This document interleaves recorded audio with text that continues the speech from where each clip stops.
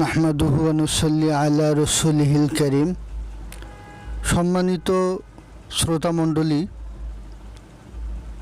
একটি হাদিসে পাকের মধ্যে বর্ণিত হয়েছে, যে ব্যক্তি ফজরের ফরজ নামাজ পড়ার পরে অথবা মাগরিবের ফরজ নামাজ পড়ার পরে কারো সঙ্গে কথা না বলে আউযু বিল্লাহিস সামিউল আলিম মিনাশ শাইতানির রাজিম, আউযু বিল্লাহিস সামিউল আলিম মিনাশ শাইতানির রাজিম, আউযু বিল্লাহিস সামিউল আলিম মিনাশ শাইতানির রাজিম তিনবার পরে সূরা হাশরের শেষের 3 আয়াত পাঠ করবেন।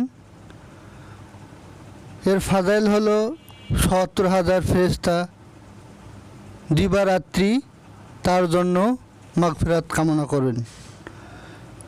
কেউ যদি ফজরের পর পড়েন তো ফজর থেকে নিয়ে মাগরিব পর্যন্ত, আর কেউ যদি মাগরিবের পর পড়েন তো মাগরিব থেকে নিয়ে সারা রাত্রব্যাপী তার জন্য মাগফিরাত কামনা করেন।